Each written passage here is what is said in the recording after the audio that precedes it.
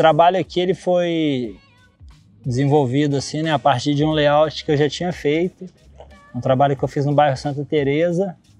E na hora que a gente recebeu assim, essa proposta de fazer um trabalho que representasse a cena de BH, eu pensei na ideia da música, né, dos bares, dos choros que acontecem nesses bares, e um pouco na ideia do futebol indiretamente, né? Então a ideia foi de fazer uma roda de samba onde tinham essa comunhão, né, essa união dos 4 times e de uma forma musical, né, representando o bairro da Santa Teresa, o chorinho que acontece lá, o samba, essa cena boêmia de Belo Horizonte. Eu fui convidado aí pelo Museu de Rua aí para estar fazendo um trampo, e nesse trampo eu poderia estar homenageando alguém da cidade, de Belo Horizonte. E eu, como eu gosto muito de letras, eu resolvi estar homenageando o Celton. Para quem não conhece, ele é conhecido aí como Leia Celton, que é um senhor que fica no sinal com a moto dele, segurando um cartaz escrito "Leia minhas revistinhas" e tal. Ele é quadrinista e é um artista independente de Belo Horizonte. E pelas minhas pesquisas aí, ele é a primeira pessoa que fez um rabisco na cidade de Belo Horizonte. E isso aí me deixou mais fã dele ainda. E pelo trampo dele também, né? Independente, faz as revistinhas dele, vende aí por conta própria e tal. Boto maior fé nele. Achei ele uma lenda de Belo Horizonte e por isso que eu resolvi homenagear ele. Nesse trampo dessa edição do Museu de Rua, eu quis colar junto com o Goma, que ele fez uma homenagem ao Celton, que é um artista marginal da cidade. E aí eu quis colar junto, trazendo o Pierre Souza, que ganhou o último slam internacional representando Minas Gerais na França. E é um cara que ele vem batalhando em vários slams e tem uma projeção muito grande dentro da cultura marginal de Belo Horizonte e que tem que ser reconhecido. Junto com ele, a gente traz vários nomes como o Slam Resistência, o Slam das Manas, o Sarau Comum, vários movimentos de contracultura em Belo Horizonte que são efervescentes aqui e que tem pouco reconhecimento. Então eu trouxe o Pierre para representar isso que eu me identifico dentro dessa cultura urbana, né? De artistas que fazem a ocupação dos espaços urbanos e que estão sempre na cidade dialogando com a cidade e a arte ao mesmo tempo. Quando eu soube, na verdade, que o tema seria Belo Horizonte, logo de cara eu tive a ideia de fazer sobre a Pampulha, porque é a região que eu tenho mais vivência, né? Que eu mais frequento, eu sempre morei perto da Pampulha. Então é uma região que faz parte do meu dia a dia e que é um cartão postal de Belo Horizonte. Acho que foi bem direta essa escolha, assim, foi bem simples nesse sentido. E aí eu quis retratar alguns animais que moram lá, né, a fauna e a flora daquele lugar. Então eu busquei criar uma atmosfera que fosse bem específica daquela região, tanto a questão das folhas das palmeiras, dos tucanos nas folhas das palmeiras, né, que eles frequentam, é comum do habitat deles. As garças cinzas, que não são tão comuns na Pampulha, mas são visitantes ilustres. Enfim, toda essa atmosfera da Pampulha, é isso que meu trabalho representa. Salve, galera! Essa pintura aqui faz parte do Museu de Rua, Artes Urbanas, projeto realizado pelo Museu de Rua, patrocinado pela Prefeitura de Belo Horizonte através da Belotur. A gente agradece muito esse incentivo, mas a gente não podia deixar de reverenciar algumas das pessoas que permitiram que a gente estivesse aqui sendo apoiado, sem se preocupar em ser preso ou com preconceito.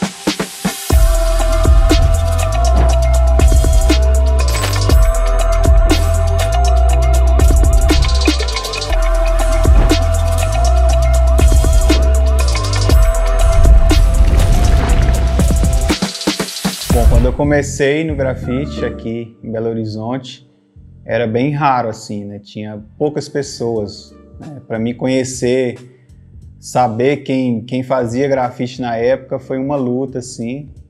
Até que eu conheci uma galera, eu sempre desenhava na escola, nas folhas, mas não tinha oportunidade de conhecer, de ver algumas pessoas. Já tinha visto um vizinho meu que ele é old school assim no grafite aqui de BH, que é o Nego Bar, também tinha o James, eu costumava ver algumas coisas deles, mas era bem raro assim. Então eu Só em 97 que eu pude ter a oportunidade de conhecer uma galera e pintar, né? Fazer grafite num evento, que eu acho que aquele evento, naquela época, todo mundo que fazia grafite estava lá, né? Em um muro só. Todo mundo que fazia grafite aqui de Belo Horizonte. Hoje a gente já tem uma cena bem mais ampla, assim. Então, essa questão de ter alguém, de ter oficinas, de ter internet, tudo isso a gente não tinha na época. Então, foi uma época mais difícil, mas uma época muito gostosa também.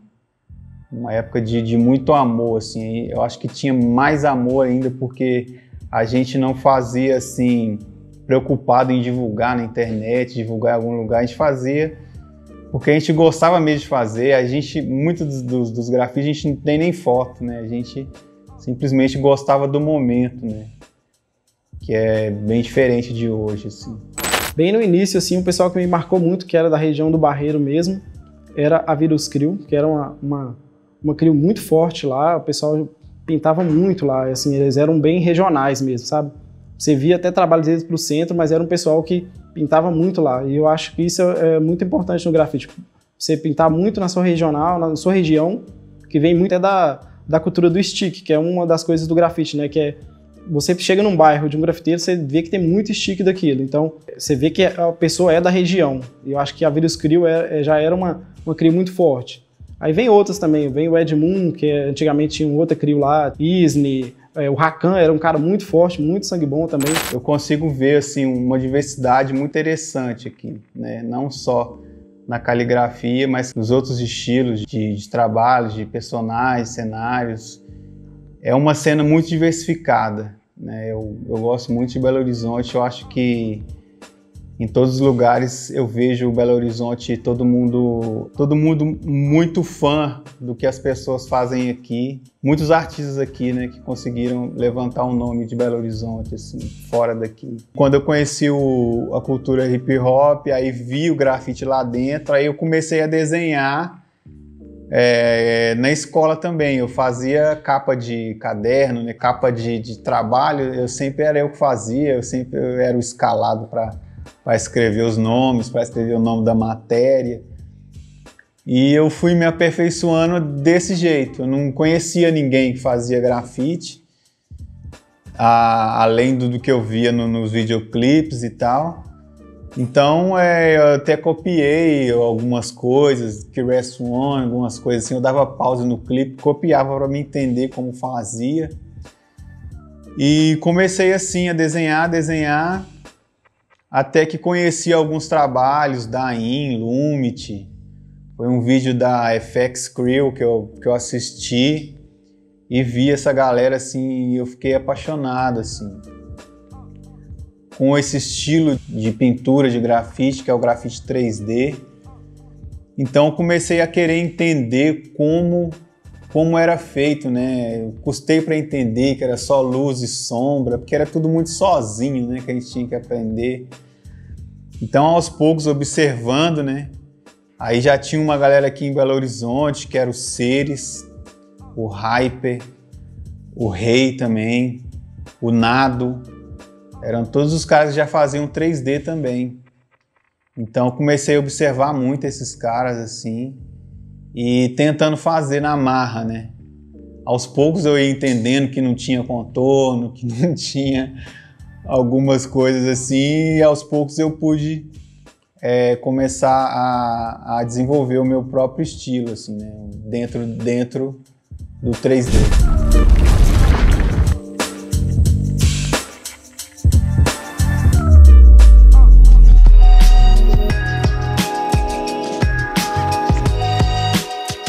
Desenhar, eu desenho desde muito moleque, velho. Era meu passatempo predileto, era desenhar. Tive uma infância bem ruim, assim, por conta do meu pai era alcoólatra, aí acho que era a maneira que eu tinha de sair da minha realidade, era ir desenhar. Aí eu perdi a noção do tempo, assim. Mas quando eu me vi como artista, quando eu me entendi como artista mesmo, eu acho que foi um dos primeiros contatos com o grafite, assim, que eu comecei a entender o grafite e a necessidade de arte de uma outra maneira, assim. Então, a minha impressão quanto à cena do grafite de BH, a primeira vez que eu vim pra cá foi num carnaval E foi o melhor carnaval que eu já tive na minha vida. Na real, eu detesto carnaval, não gosto, mas eu vim pra cá, pintei. Nossa, pintei muito. E o primeiro contato que eu tive foi esse, com a cena real de BH, né? E eu já achei sensacional, assim. Acostumado com São Paulo, inclusive foi uma das primeiras vezes que eu saí do meu estado, foi para vir para cá. Primeira vez que eu saí do meu estado, eu vim para BH. Então era tudo muito novo, assim. E aí a gente acostumado com São Paulo, tudo demais, assim. Falei, pô, a cena de BH é uma cena sensacional, velho. Eu sempre, desde quando eu comecei a fazer grafite, o que me chamou muita atenção de imediato foi as letras. Então, tag e os Wild Style, os pieces da galera mesmo. Então, quando eu vim pra cá, eu acostumado com a letra dos amigos de São Paulo, a galera que saía nas revistas e tal. Aí via a letra, por exemplo, do Rizzi e do Rakan. O Rakan nem pinta mais, mas o Rizzi continua pintando. A letra dos caras era sensacional, velho. Falei, pô, mano, que animal. Aí eu voltei pra São Paulo com uma ideia muito louca, assim. A cena de grafite de BH é muito foda. E aí eu continuei vindo pra cá algumas vezes. E todas as vezes que eu vinha pra cá, era um pedaço diferente que eu conhecia da cena. Então eu sempre achei a cena de BH, num contexto geral, muito foda mesmo. Assim. E pra mim é uma satisfação muito grande poder participar disso e contribuir da maneira que eu posso. Né? E eu vim do picho, eu não vim do grafite, basicamente, eu vim da pichação. Os artistas que mais me marcou, assim, que é referência pra mim, em Venda Nova, e foi o Seres e foi o Nado. A partir deles foi onde eu comecei minha trajetória no grafite. Isso foi no final do ano de 2000. Eu peguei eles como referência. Eu comecei na arte já fazendo bomb, na época era Tetroap, não era bomb. E em sequência já emendei na arte 3D, que era a arte que o Seres e que o Nado fazia. Então eu tomei como referência os trampos deles. E a partir daí, em 2001 eu já estava trampando na rua. Como eu reconheci como artista, foi a partir do dia que eu comecei a ilustrar para o Jornal Super, daqui de Belo Horizonte. E quando eu comecei a ser reconhecido pela galera, comecei a ser conhecido. E foi até também nas minhas produções das minhas revistas de grafite, né, nessa época. E foi onde eu ganhei mais experiência também. É muito difícil a gente ter esse rótulo, né, de artista ou não artista. Acho que o mais importante é fazer, né? O Chia Graffiti Fest surgiu primeiramente, uma intenção minha, né, de ter um grande evento aqui em Minas, em Belo Horizonte especificamente, que a gente tinha uma ausência de um evento que reunisse a galera de outros estados, um evento focado no grafite, para a galera do grafite. E foi uma forma meio que de devolver também, né? O grafite me deu tanta coisa, me ajudou tanto na construção da minha personalidade, na construção da minha vida em si, e eu precisava devolver aquilo de alguma forma. E aí eu pensei nisso, corri atrás, comecei a pensar em formas de fazer o evento, e foi tudo na raça mesmo. O evento até hoje é 100% independente, ele não tem nenhum apoio governamental, nem privado. A gente faz tudo do nosso bolso praticamente para fazer o evento acontecer. A gente faz uma inscrição para a galera de todos os estados. A gente já teve 4 edições do evento, passando pelo evento mais de 500 artistas de quase todos os estados do Brasil. E é uma realização assim, mais que só gratidão mesmo, sabe? De devolver mesmo alguma coisa para essa cena.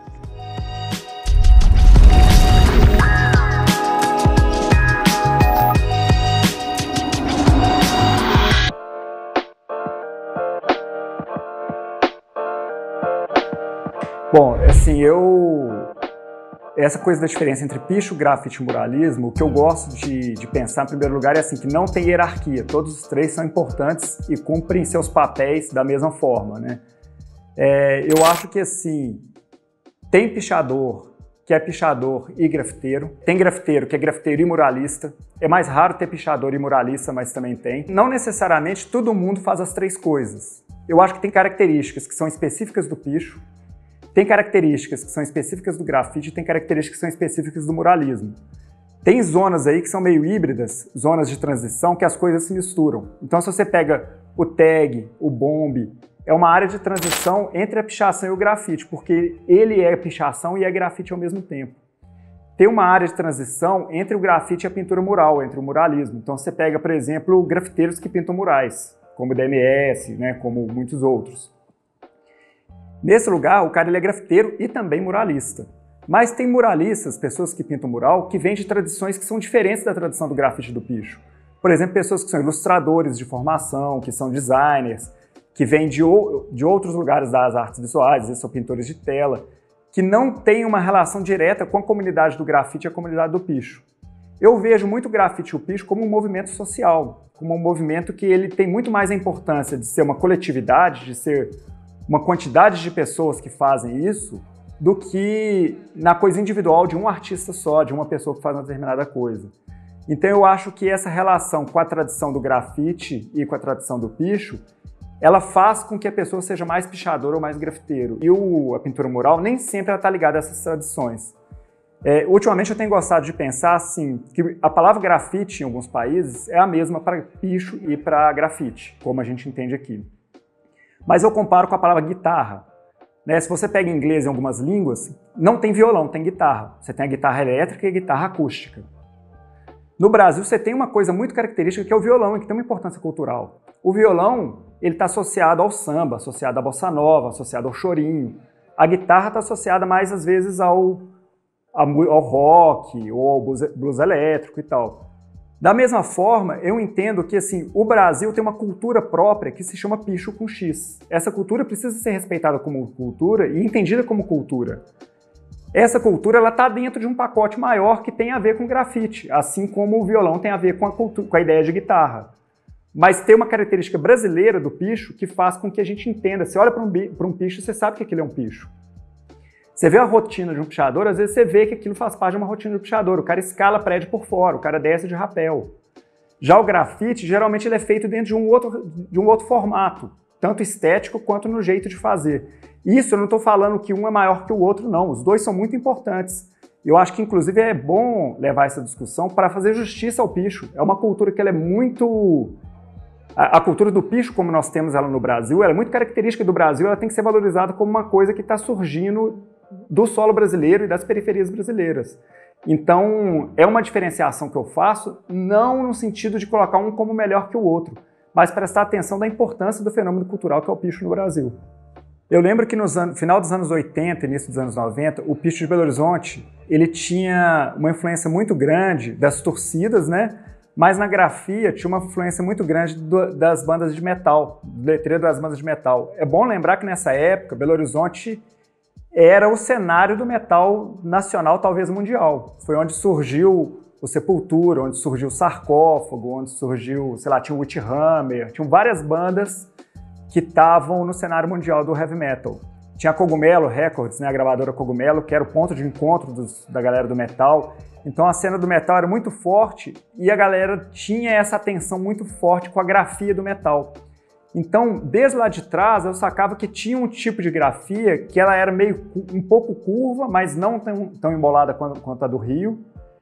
E ela tinha sempre umas coisas um pouco pontiagudas, umas setas, umas pernas GR, de letras sobrando assim, indo para frente, que era uma grafia que lembrava, por exemplo, a grafia do escrito Sepultura ou do Sarcófago.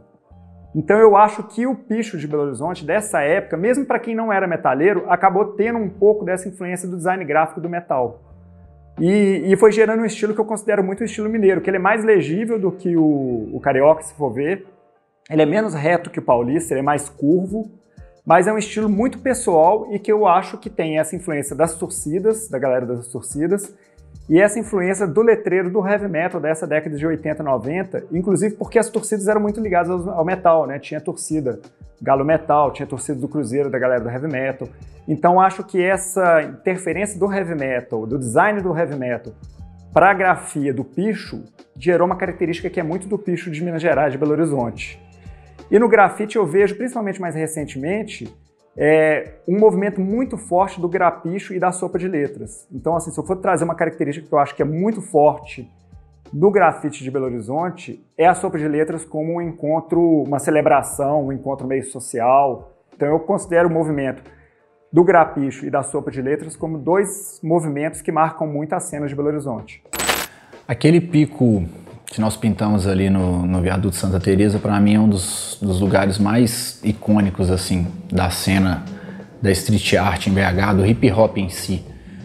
Ali é onde ocorreram a maioria dos eventos de rap, de hip hop, de break, desde da década de 80, 90, ali já aconteciam coisas nesse sentido. Então pintar ali é uma satisfação imensa, é quase ali é um portal, né? É tipo um Hall of Fame que tem em Nova York, por exemplo. Ali, gente do Brasil todo passa por ali, gente de Belo Horizonte tudo passa por ali. Então, pintar ali, naquela localidade, com as pessoas que estavam junto naquele dia, né? Que são um dos grafiteiros mais conhecidos e que tem a carreira mais sólida em Belo Horizonte, assim, né? Dalata, Hyper, Bin, Matheus, o Thiago Alvim, DMS. Então, ali foi uma experiência maravilhosa e foi muito massa a gente pintar nós todos juntos depois de tantos anos, né? Porque a gente se conhece há mais de 20 anos, mas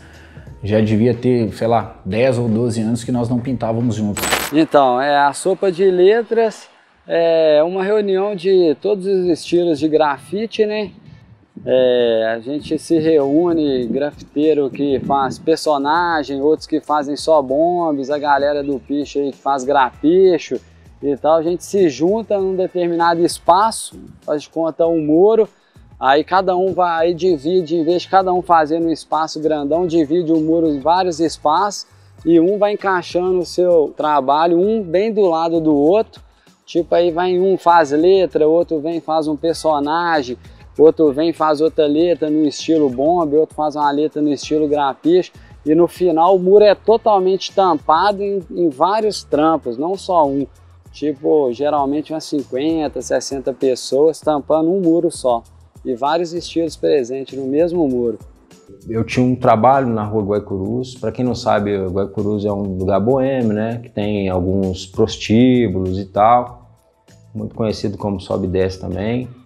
Aí a galera ia ter um movimento da virada cultural. A galera do Museu de Rua, o Ivan, pediu para pintar lá. Tinha um trampo lá e pintar em cima e tal.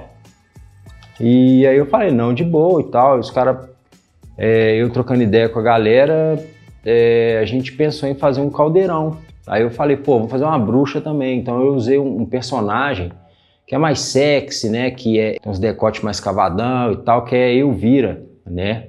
É um filme americano aí que tem, de uma bruxa e tal, bem gostosona. E aí, fazendo menção às meninas lá. Essa responsa, né, cara, de você pegar e ter um prédio, ter a possibilidade de pintar um prédio no centro de Belo Horizonte, que eu sei lá quanto tempo que vai ficar pintado ali, né? Pode ser que isso dure décadas.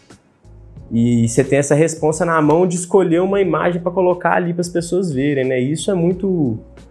É uma responsa muito grande, né, cara? É um ponto de mudança até na minha carreira, né? No caso, no Festival Cura, né, que eu pintei. E nessa mesma edição tinha uma empena reservada a empena de letras. A empena de letras era uma empena que ia receber só artistas da letra na cidade, formando uma grande coleção de estilos ali, né? E a princípio esse prédio das letras ia ser em outro prédio. E aí eu tive a ideia de convidar eles para colarem nessa segunda torre, assim. Porque eu achei que tinha a ver, eu achei que a letra sempre foi uma coisa que me chamou muito no grafite, eu sempre fui muito ligado na letra.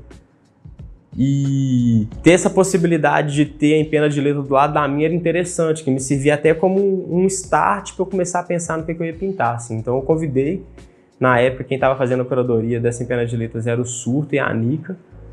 Então conversei com eles, ofereci essa segunda torre para eles pintarem, eles acharam ótimo. E aí eu comecei a pensar, então, pô, eu olhei para aquela composição vertical, cara, aquela coisa difícil assim de você compor uma imagem nela, eu fiquei fritando o que eu ia colocar ali. E aí um dia eu pensei, falei, pô, velho, só um jeguerê que vai caber ali tipo, na vertical certinho.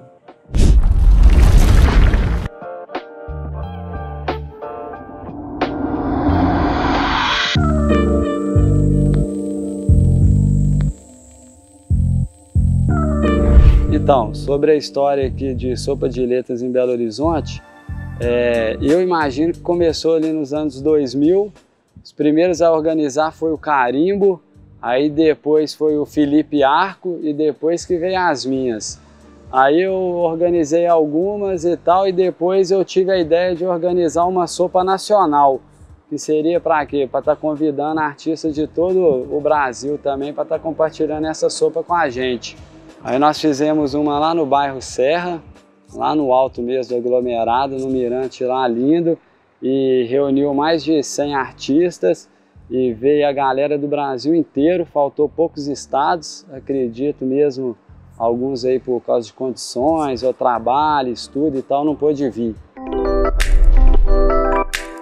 Eu comecei no grafite há uns 6, 7 anos atrás, e no início aqui em BH a gente ainda não tinha acesso à paleta de cor variada, que tinha a paleta de cor para pele negra, que são os tons mais fundos de marrom, os tons mais profundos de roxo, de vermelho, de verde.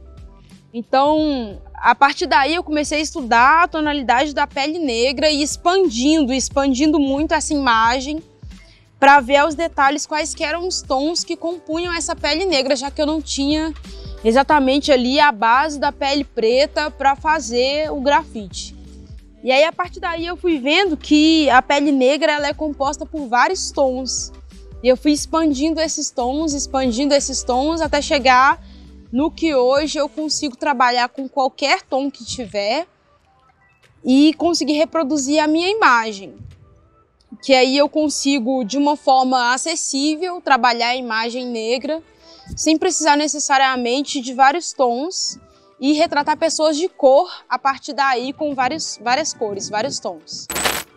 O Museu de Rua é um projeto que nasceu de uma ideia, né, que eu e o Ivan a gente teve sobre uma determinada rua que a gente achava muito legal, semelhante ao Beco do Batman, né, que a gente vislumbrava fazer um evento lá, né, uma coisa legal. Aí a gente apresentou essa ideia a amigos nossos, né, que tinham uma experiência assim com eventos mais do que a gente, né? O pessoal que faz a Sinestésica, Caria, João Pedro, Biel, o pessoal. E depois disso a gente somando ao Goma também, que é um artista, velho, de uma representatividade na cidade aí absurda. O Dani também, que trabalha na parte de evento, a gente conseguiu, né, trazer assim essa ideia à tona mesmo e fazer ela lá acontecer. A nossa primeira edição do Museu de Rua, que foi uma coisa muito, né, velho, não corre assim, sem, né, muita grana, uma coisa bem na correria, com a ajuda dos moradores, né, a colaboração dos artistas que colaram, tanto os DJ quanto os que pintaram. E hoje em dia a gente está conseguindo, né, explorar mais essas outras áreas, né, como esse projeto que a gente está fazendo agora, que a gente está fazendo um documentário, um e-book e um roteiro, né, do turismo do grafite em Belo Horizonte, né, diante de tantos painéis que a gente tem, tantos artistas aí que merecem ser, né, mostrados aí, né, e conhecidos, alguns que ainda não estão, né, aí com esse reconhecimento.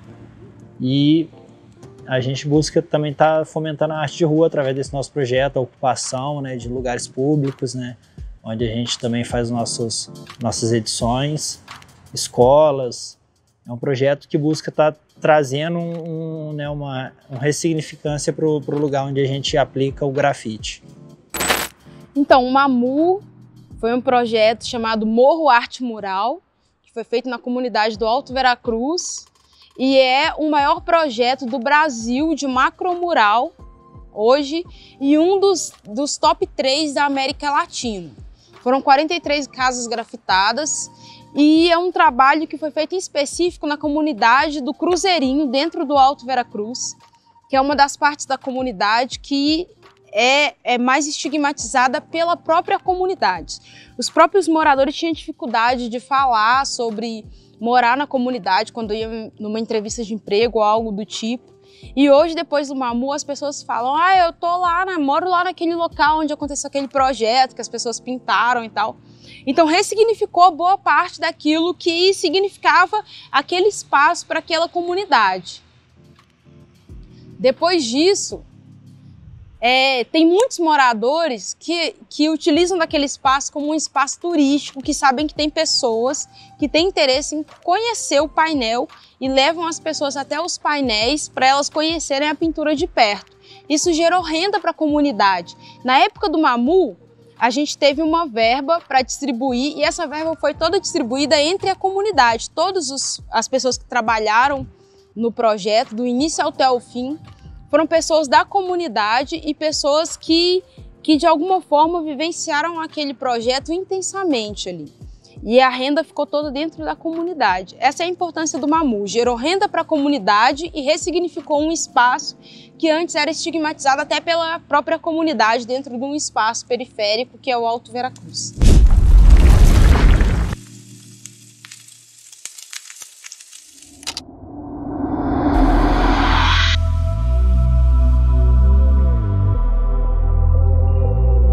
O Rupestre nasceu numa mesa de bar, na realidade basicamente num restaurante italiano.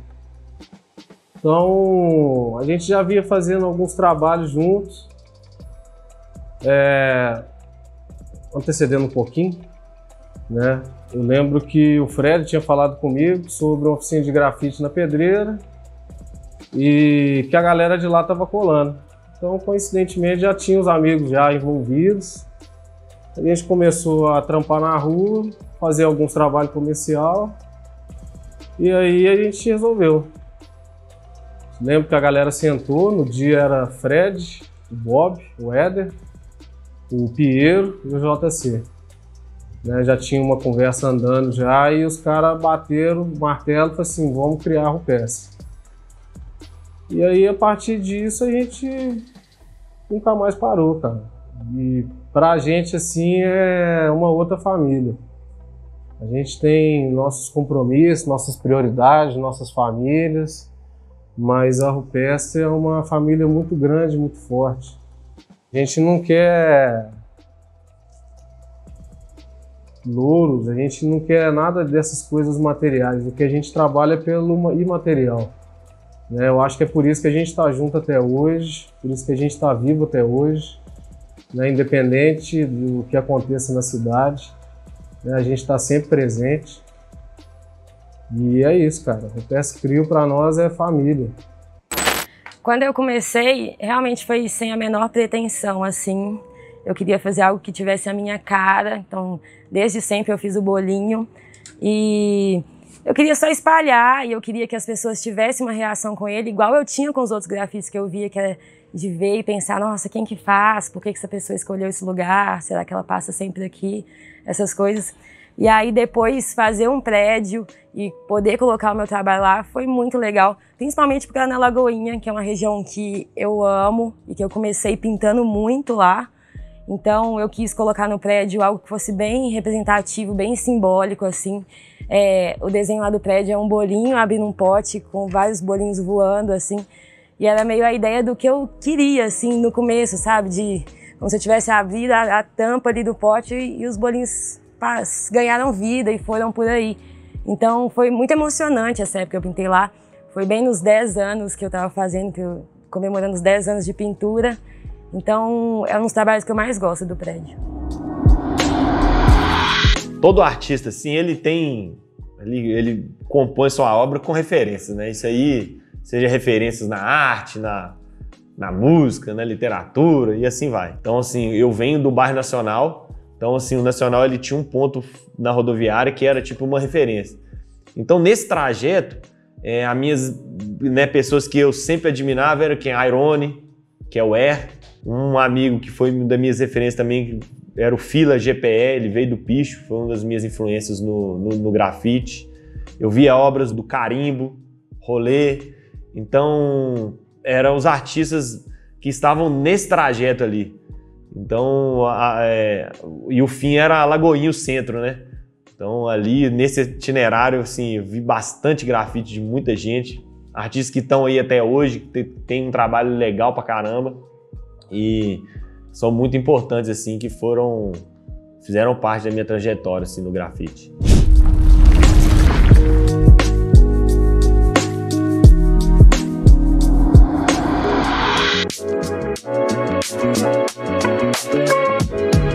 Então um trabalho meu na Pedro I ali foi um evento de grafite, assim, muito bacana. Foi uma parceria da Prefeitura de BH com o Museu da Pampulha, né?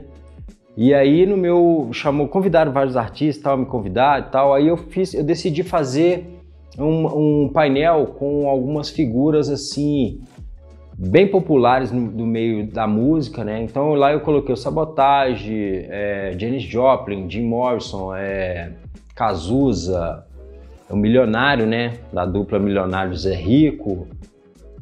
E então é o seguinte, a música ela toca a gente muito profundo, pelo menos a mim. Então todas as pessoas que passassem de ônibus, lá o fluxo é muito forte, eu queria atingir todas elas. E da mesma forma, cada personagem daquele painel é o meu estilo, meu gosto musical. A galera vai e questiona, pô, mas você pintou um sertanejo e você não é grafiteiro? E aí é o seguinte, o grafite, como tudo na vida, ele evolui. Eu evoluí também, eu adoro o rap, né, que é a música do hip hop, mas eu não posso negar minhas raízes. Eu gosto também do Milionário Zé Rico, modão, eu sou mineiro, né, cara? Já tinha anos que eu tinha essa vontade de fazer um trampo sobre o hip hop em BH, que não fosse só um trampo também meramente estético. Eu queria que esse trampo tivesse um conteúdo também, para além da imagem. E veio essa oportunidade através de um edital da prefeitura, que foi o edital do Projeto Gentileza, que financiou vários painéis aí na cidade. E eu fui selecionado nesse edital e tive recurso para conseguir fazer um painel de grandes proporções. Não só o recurso, né, como tinha a questão também da autorização, né? Porque através desse edital a gente conseguiu a autorização de vários muros que eram difíceis da gente conseguir pintar. Aí, muita gente está representada ali no painel. E esse painel ele conta mesmo uma história, não é uma história linear, não é uma história com início, meio e fim, mas ela misturada, ela tá ali.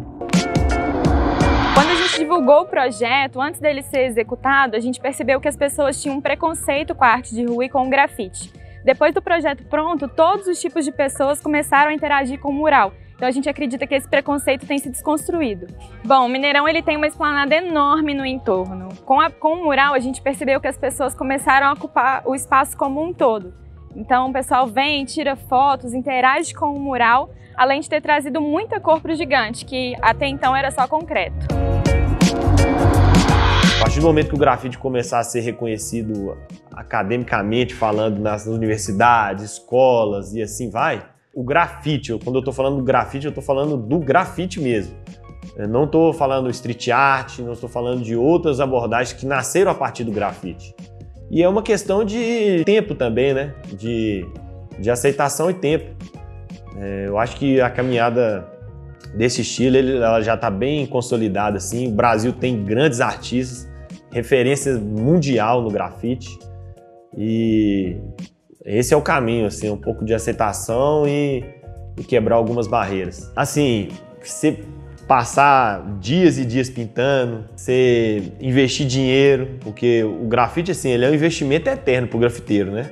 Para quem pinta realmente, assim, o grafite de rua. Assim, cara, é muita paixão mesmo, porque não existe outra coisa que move. Ou o cara gosta ou ele não gosta. Eu acho que essa paixão, assim, ela é um divisor de águas também na carreira de todos os artistas, assim, do grafite, porque essas dificuldades, você ficar no sol, você ficar na chuva, você ficar na rua, tem hora que você não tem um lugar pra você ir no banheiro, não tem um lugar de você comer, é isso, você quer comer um negócio legal, você não tem, então, assim, isso aí, cara, ajuda a dar uma... Não vou falar que peneirada não, mas ajuda a dar uma... porque tem gente que não está disposto a viver essas dificuldades, entendeu? Mas o artista que é grafite e é grafiteiro mesmo, isso aí não é uma barreira, entendeu? E uma das coisas que eu gosto sempre de dizer é que a magia do grafite não é o grafite em si, a magia do grafite é o grafiteiro, cara. Eu levo isso comigo. A magia do grafite é a gente, velho.